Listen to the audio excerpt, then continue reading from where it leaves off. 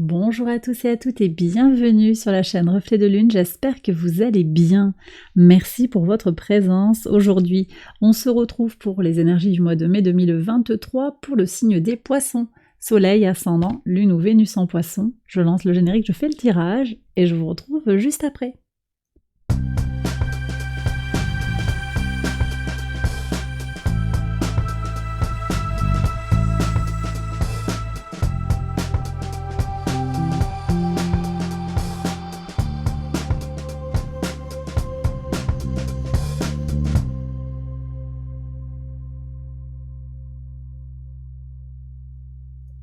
Alors on y va les poissons pour les interprétations. Votre arcane majeur du mois, c'est le pape, l'oracle dans ce jeu.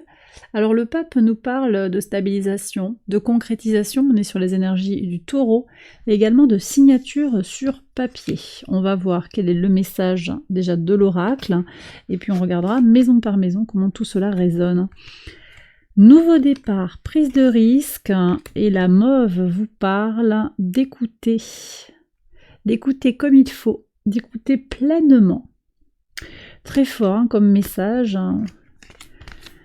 Un mois de mai bien intéressant. Franchement, là, je trouve que c'est... Ouais, écoutez les signes de l'univers, écoutez ce que l'on vous dit. Vous avez peut-être des conseils à prendre. J'ai l'impression qu'il y a une renaissance pour vous sur ce mois de mai, les poissons. Alors on aura une pleine lune en Scorpion qui vient vous parler directement, une nouvelle lune en Taureau aussi qui vient vous parler directement par le jeu des angles. À voir comment ça peut vibrer. Vous avez besoin de vous écouter, mais d'écouter aussi autour de vous l'univers et peut-être les conseils ou ouais, les signes. Il y a peut-être tout ça. La mauve, elle apporte aussi du liant, de la douceur dans... Peut-être que vous avez besoin d'écouter votre âme également, votre cœur. Voyez, vous avez peut-être besoin de vous connecter à toute la bienveillance que vous pouvez vous apporter. D'accord ? Alors on va regarder maintenant les messages maison par maison. Votre énergie vitale pour ce mois de mai, votre état d'esprit, reine de bâton, magnifique. Donc vous avez envie de voir les choses... bouger, avancer. Vous n'avez pas envie qu'on vous embête sur ce mois de mai. Vous êtes vraiment motivé pour que les choses avancent comme vous l'avez décidé. Et ça, c'est vraiment très très beau et très important. Très important pour vous. Beaucoup d'énergie pour avancer. Osez peut-être sortir de votre zone de confort pour ouvrir un nouveau chapitre de votre vie. Alors, maison 2, vos ressources, qu'elles soient matérielles ou immatérielles. Alors, vous n'êtes pas les seuls à avoir eu le diable, je crois, dans cette maison. On est sur des énergies très concrètes, très... le Capricorne, on fait ce qu'il y a à faire. Ça peut venir vous poser des questions par rapport à vos valeurs, la façon de disposer de vos ressources, ça peut venir vous mettre en tension, parce qu'on est quand même sur des énergies du diable, donc ça peut nous parler d'excès, peut-être d'excès sur le plan alimentaire, sur le plan des dépenses. On aura Jupiter en Taureau à partir du 16 mai. Donc là, effectivement, il y a peut-être besoin d'un certain contrôle pour ne pas tomber dans l'excès.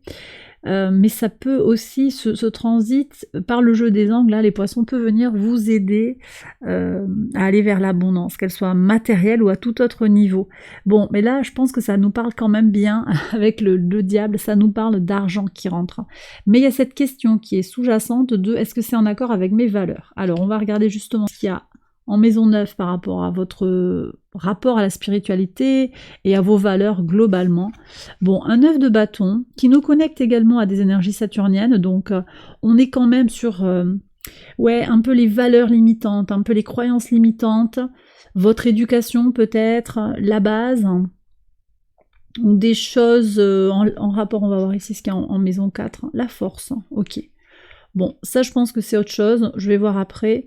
Le lien avec ouais, l'autorité dans la petite enfance peut-être.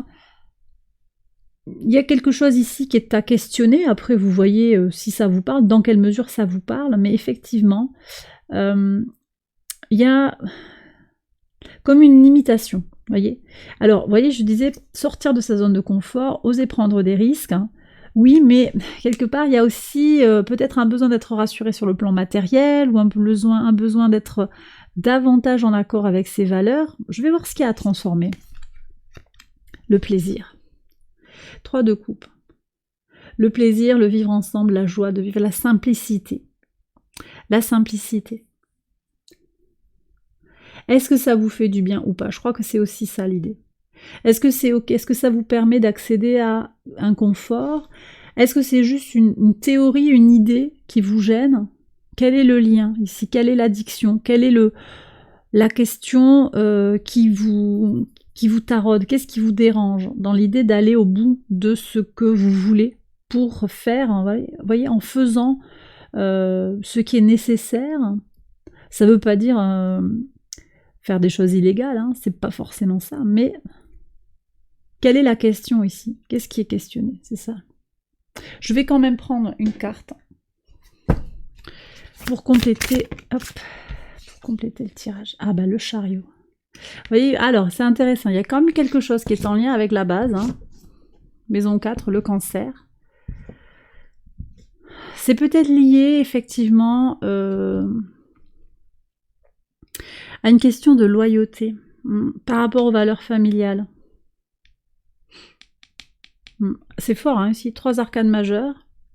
Bon, il y a quelque chose qui n'est pas anodin pour vous, hein, sur ce mois de mai. Je pense qu'il y a une transformation qui n'est pas anodine. Est-ce que ça vous aide à avancer? Moi, je pense que tant que ça vous aide à avancer sur le plan familial, sur le plan de l'abondance, vous y allez, en fait. Vous y allez et vous faites ce qu'il y a à faire, et puis ben, le reste, on verra. Je vais recouvrir après ça. Moi, je le fais maintenant. Allez, 9 de bâton pour voir. Sur les valeurs, qu'est-ce qu'on a? Ouais, la grande prêtresse. Waouh. Je pense que vous allez explorer un petit peu votre intériorité pour oser sortir de votre zone de confort, ou en tout cas pour oser aller vers de nouvelles expériences, de nouvelles sensations, pour prendre des risques hein, qui vont vous ouvrir à de nouvelles expériences. Le tout, c'est d'observer et de ne pas rester borné ou... C'est peut-être pas le bon mot borné, mais limité, parce que j'ai encore une fois ce Saturne qui est là, qui vient peut-être freiner, limiter, frustrer, de façon totalement injustifiée. On n'est pas sur ça, on est sur Vénus avec le signe du Taureau, le plaisir. Le plaisir, d'accord? Qu'est-ce qui vous nourrit? Qu'est-ce qui vous rend heureux? Et j'ai l'impression en fait que ce diable vient vous dire, il y a un moyen peut-être pour trouver plus de temps pour vos enfants, plus de temps pour vous-même, pour profiter de votre retraite. Vous avez un moyen totalement acceptable, simplement c'est au niveau de vos valeurs internes ou du quand dira-t-on que ça vous pose question. Voilà, vous prenez si ça vous parle, bien entendu comme d'habitude, hein, les poissons. Alors ici on est en maison 3 avec tout ce qui a trait à la communication, aux échanges, aux petits déplacements, à l'entourage proche, un cavalier de denier, donc encore une connexion à la matière, hein. Ici énergie de la Vierge. Bah écoutez, au niveau de la communication, vous ouvrez un nouveau chapitre d'échange avec les autres, hein, peut-être avec vos frères et sœurs, une nouvelle façon d'être. Vous allez vous ouvrir aux autres pour...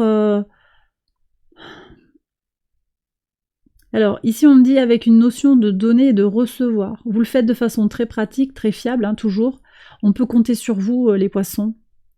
La force en maison 4 aussi, ça montre que vous êtes loyal, que vous voulez tenir parole, tenir un engagement, ça c'est important pour vous, mais également on voit que vous avez besoin maintenant en fait de prendre davantage soin de vous, plutôt que d'être trop tourné vers les autres, un petit peu à fond perdu. Il y a une idée, pas de comptabilité, mais on n'est pas dans le sacrifice, vous voyez, parce que votre signe peut être porté sur le sacrifice, les poissons, et là ça pose question, vous voyez. On est sur cette dimension-là. Donc plus de sacrifice, hein, service ok, mais avec un sentiment d'être utile, hein, et un sentiment également de recevoir en retour quelque chose. Je regarde ce qu'il y a en maison 11. Ah, ouais. Ça pose pas forcément question, hein, je pense, cette façon d'être, parce qu'on a un duo qui se crée entre la communauté et vous. Peut-être un rapport aux réseaux sociaux, c'est possible. Quelque chose qui est aligné par rapport au lien à la communauté. Et qu'est-ce qu'on a ici? Bah oui, vous voyez, c'est exactement ce que j'étais en train de vous dire. Le 6 de denier, le donner et le recevoir. Une solution donnant-donnant, gagnant-gagnant. Bon, écoutez, voilà. Un équilibre qui se crée. Voilà.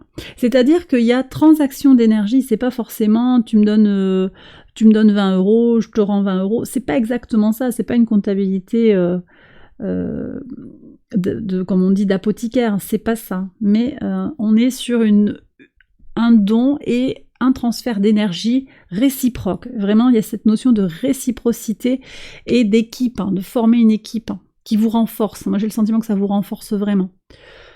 Écoutez, une nouveauté là, il y a du neuf qui arrive dans votre vie, puis c'est pas anodin. 1, 2, 3, 4 arcanes majeurs déjà.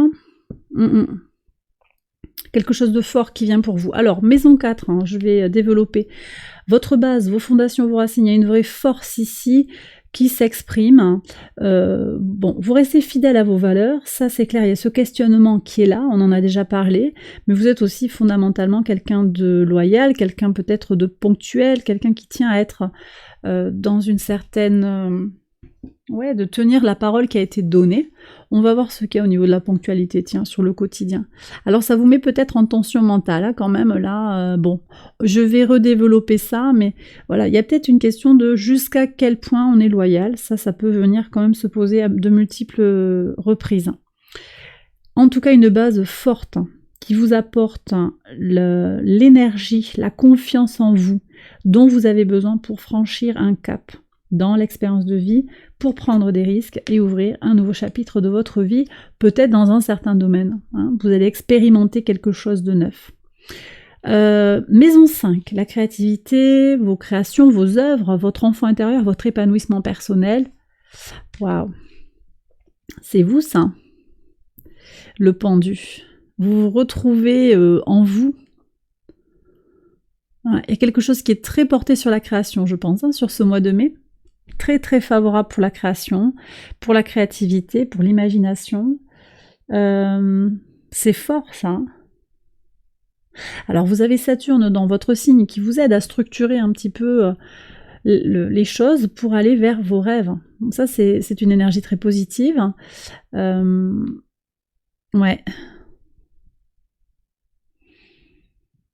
On a pas mal de choses qui s'expriment dans les signes d'eau. On a Vénus en Cancer aussi, qui va accroître notre sensibilité dans le rapport aux autres. Donc ça peut venir aussi vous tourner vers de la création artistique au service des autres, par du soin, par quelque chose qui apporte à la communauté, je le redis. En tout cas, ici, je pense que vous vous réalisez sur le plan de l'ego, sur le plan de l'épanouissement personnel. Sur la vie sentimentale, il y a un changement de perspective également. Quelque chose qui bouge, peut-être qui est un peu ralenti, mais qui va s'orienter différemment. Maison 6. La maison 6 nous parle de votre quotidien, de votre travail, de votre organisation. Alors là, on voit qu'il y a des tensions. 5 d'épée, il y a une mise en tension. Peut-être de la fatigue mentale, attention au surmenage. Qu'est-ce qu'on a en complément? Ah bah oui, mental et physique, 5 de bâton. Attention de bien vous organiser, de bien structurer votre journée pour ne pas vous griller les neurones, quand même. Vous n'êtes pas obligé de tout changer, de tout chambouler du jour au lendemain sur votre organisation, de devenir végétarien du jour au lendemain, quelque chose comme ça par exemple. Là, si vous voulez changer votre routine, vous avez peut-être besoin de le faire point par point, étape par étape. Et puis vous verrez que les gens vont résister aussi peut-être à ce besoin que vous exprimez de changement. Ça, c'est pas votre problème en fait, c'est le leur. Et vous avez besoin de vous positionner par rapport à ça. Donc, osez sortir de votre zone de confort et osez vous écouter. Il n'empêche que vous pouvez quand même être attentif à ce que vous disent les autres, mais c'est vous que vous allez écouter d'abord. En tout cas, c'est ce que me disent les cartes sur ce tirage. Alors, maison 7, donc je disais, dans votre façon de vous engager aux autres, il y a vraiment une notion de réciprocité. On est sur le professionnel, l'occupationnel, le relationnel, amical, sentimental. Quelque chose d'équilibré, des cadeaux, dans les deux sens. Donc, des relations gagnant-gagnant, quelque chose qui est équilibré et harmonieux. D'accord ?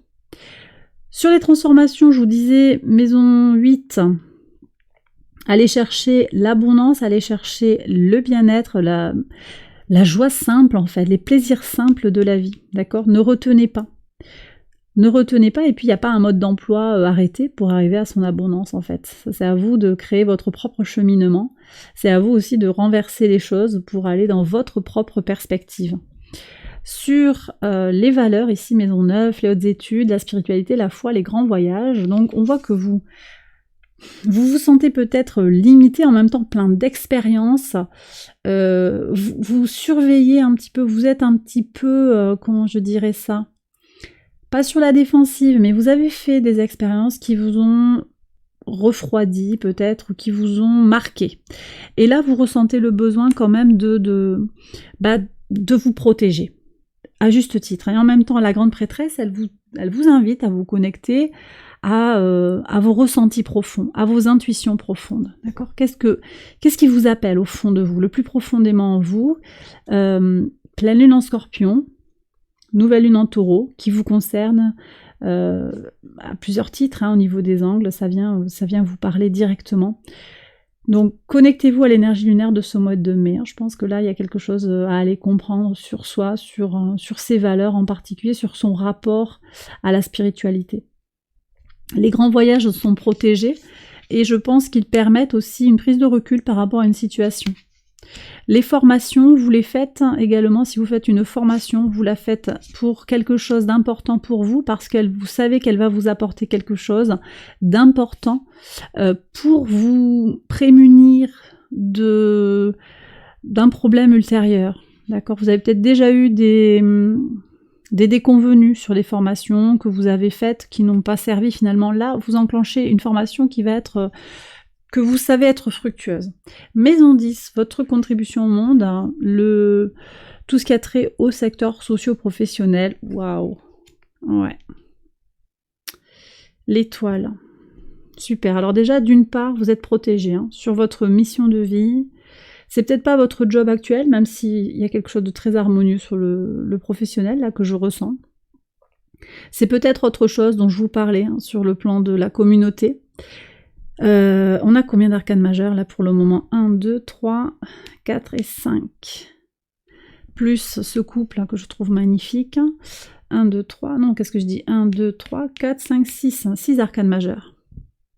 Et puis en plus vous avez l'étoile. Donc déjà vous êtes protégé, je le dis, sur votre chemin de vie, sur votre aboutissement au niveau de votre parcours. Maison 10, on est sur le milieu du ciel, on est sur... oui, votre vocation. Et là, vous avez quelque chose qui est très connecté avec le signe du Verseau, à la communauté, quelque chose d'universel à transmettre. Et ça me connecte totalement avec cette idée d'oser sortir de son cocon quelque part pour aller vers une expérience unique. Quelque chose de très universel, de très complet, de quelque chose qui va vous apporter une révélation. C'est puissant là, c'est vraiment puissant. Maison 11, donc le lien à la communauté, vos projets, vos espérances, le roi de bâton. Donc j'en ai déjà parlé de cette dualité positive qui se fusionne ici avec votre intention sur le mois. Tournez vers la communauté, j'ai le sentiment, vers quelque chose de collectif. Et puis on vous respecte, il y a quelque chose qui se construit comme ça sur le mois de mai, vis-à-vis de vos amitiés, de vos appuis, peut-être de nouvelles personnes aussi qui rentrent dans votre vie, une énergie retrouvée. Vous montrez en tant qu'expert d'une certaine manière dans votre domaine. Voilà. Maison 12, la maison 12, elle nous parle de la leçon à intégrer une fois qu'on a parcouru le zodiaque. Alors, l'as de denier, vous êtes plusieurs à avoir eu ce message-là sur la maison 12. La leçon à intégrer, c'est que vous avez la possibilité de commencer un nouveau chemin, même si c'est à toute petite échelle et de façon très modeste, hein, vous avez des cartes en main pour débuter quelque chose qui s'avérera fructueux. Vous avez du potentiel hein, pour faire de belles choses, de grandes choses sur un domaine particulier de votre vie. Donc c'est le moment. C'est le moment d'y aller, on me dit. Je pense que Jupiter, encore une fois, c'est pas anodin. Jupiter qui va rentrer en taureau, là, le 16 mai, c'est pas anodin. Ça va vraiment venir... ça va être positif pour vous. Positif pour vous. Alors, qu'est-ce qu'on a ici ? Il y a une notion de circularité qui s'inscrit. Je prends les messages de l'univers avec Angel Guide. Ah oui. Il y a une notion de circularité de quelque chose qui est là, qui doit venir vers vous. Les signes, écoutez les signes. Hein. Écoutez les signes et les rappels, vous aurez des messages de l'univers. Donc, vous ferez des rencontres, il y aura des synchronicités qui vont vous signaler que vous êtes sur le bon chemin.